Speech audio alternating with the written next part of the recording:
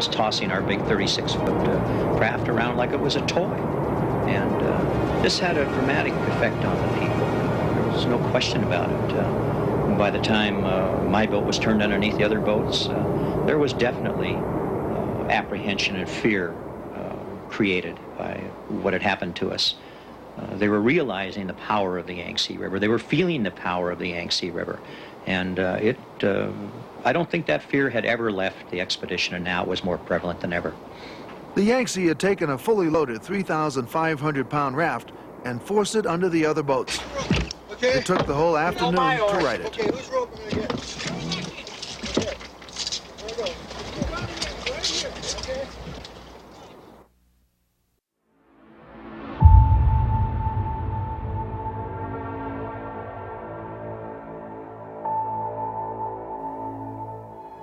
It's the jewel of China's natural resources, the 3,900-mile Yangtze River. And rafters from 2 different countries are competing to be the first to tame the rugged upper reaches. Road support team leader Jan Warren has become concerned about the members of the Sino-American team as the rugged journey has exhausted their energies.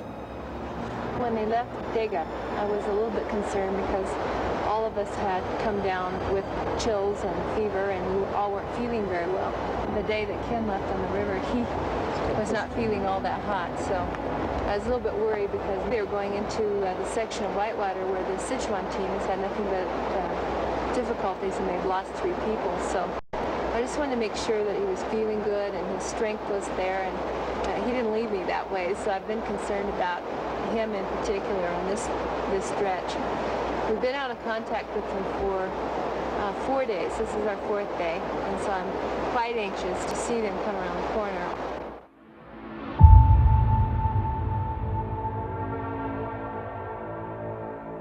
Good afternoon, Northwest. They are overdue and they are missing. That describes 11 members of a rafting expedition down China's untamed Yangtze River, an expedition led by Portlander Ken Warren. In a telephone interview today from Batang, China, Warren's wife Jan said communities along the river have now been asked for help in locating the rafters, and the Chinese government has been asked to provide a search helicopter. According to Ken Warren's company, Warren Outfitters, the last radio contact with the expedition was 9 days ago, just before the rafters were set to embark down a treacherous stretch of the river that should have taken them 3 or possibly 4 days to travel.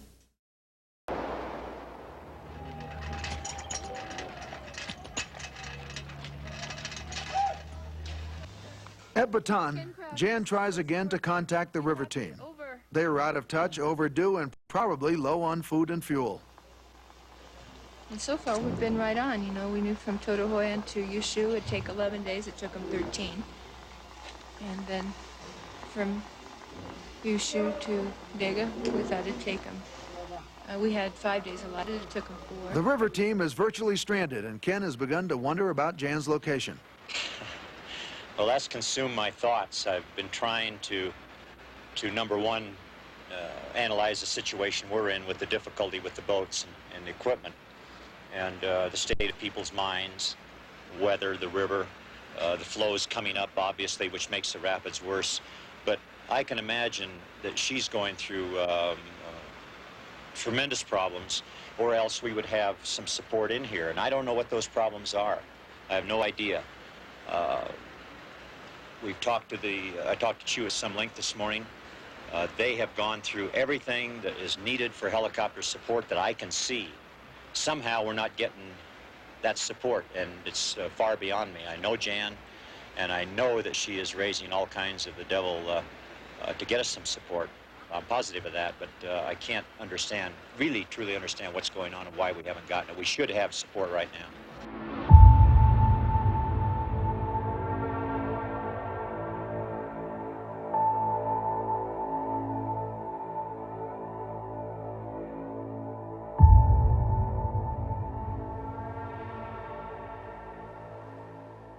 I was going to hike out, because if I hiked out, I'd be able to send a group back to where they were, because I would know the way. So I told the group about my change in plans, and one of the guys, John Glasscock, begged me to take him with me on the hike. I mean, he was done. But I was going to ferry across the river in my kayak and then head up into the hills because the resupply team was going to be on river left and we were camped on river right. Plus, I didn't want anybody slowing me down, you know. My plan was to go fast and light and get out as quickly as I could. I wasn't going to take any camping gear. I was going to take very little food.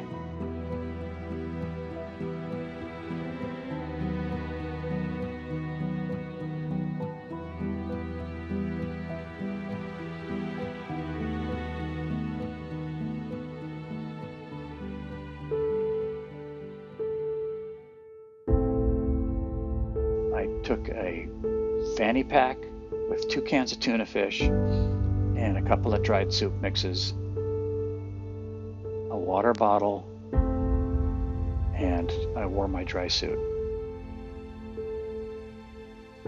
So I figured I'd be able to sleep in my dry suit, and I had experienced fasting for 7 days at a time. So I felt like even though I had very minimal food and no sleeping gear, that I'd be fine. I would bivouac in my dry suit and I would eat the little bit of food I had, and I was confident that I would make it out.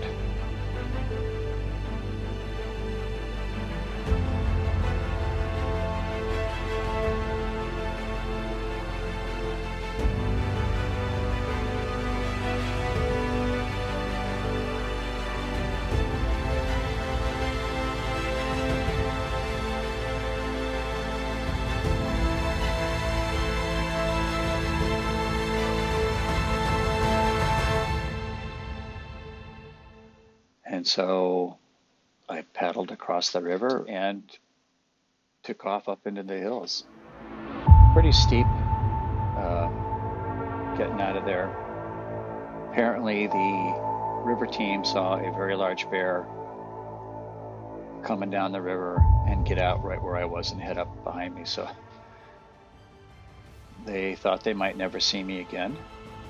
Also, they hiked up on river right and looked across and saw the mountains that I was going to have to go over, and they also felt like I had no chance.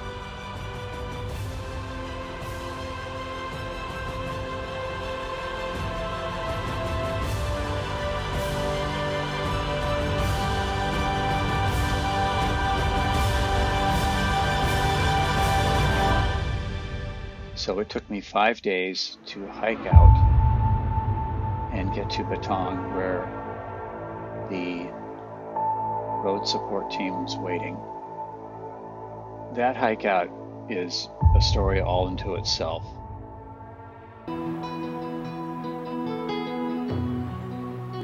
Despite the fact that none of the rafters knew where they were, partially because they were isolated on the river, looking up only at forested walls of rock, Ken decided it would be best to hike out for help. The damage to the... So after I left, apparently group morale plummeted. I mean, that's what I've been told. They didn't think I was going to make it out. Here their scout was gone. A couple days later, Ken Warren fills up a pack with food and camping gear, and he starts hiking out. He didn't say anything to the group. He just walked away. One cameraman went with him for a little ways and then came back to the group and said, "Warren's gone." He didn't tell anybody what his plans were. I mean, that just blows me away that he didn't have a meeting with the group and say, "Here's what I'm thinking of doing." The damage to the rafts had been extensive.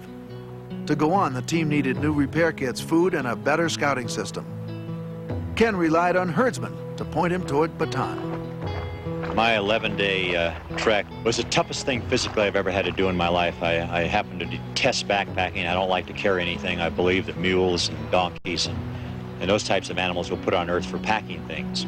Despite all of that, the cultural exchanges with the Tibetans, being able to be in their homes, watching their generosity, and when I'd stop in their villages, everybody bringing food to me. But the difficulty in not knowing exactly where I was at, except I could always see the river, and wondering what was going on in the way of support for rescue. I felt very, very relieved when I arrived here.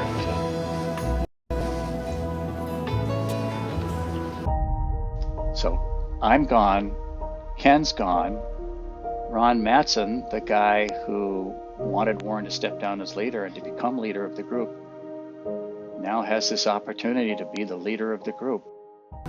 Meanwhile, Ron Matson and Ansel Nance had gone ahead to scout the river. Ansel and I, after we spent a couple days reconnoitering the river and thinking, the second day it was decided that Ansel and I would go downstream and go for some help. We got downstream about 20K that day, and the river was looking so good at that point, and the hiking was so tough that we came back. Unfortunately, when we got back, Ken had decided to hike out himself. Kayaker Paul Sharp had also gone for help. He continued down the river, realizing that the team's food situation was now critical. In Bataan, Jan Warren was shocked to see a dead body floating in the river. She was relieved to discover that it was not one of the team members, and afterwards, she alerted the authorities. The situation was becoming very grave. Jan knew there must be trouble. Last night, And then she received a cable in Bataan. the Public Security Bureau of the Bayou County, the telegram here, report that the Sino-U.S. Upper Yangtze River Expedition River Team, they have found their boat have been punctured. One boat? Their boat, I don't know the number. Now they lack of the food on the boat, waiting for it to be resolved. So they got a message from someone saying Yeah, they need food. yeah, they need food. The cable was helpful, but the vital question remained: how to find the river team. Yes. That must mean they're okay.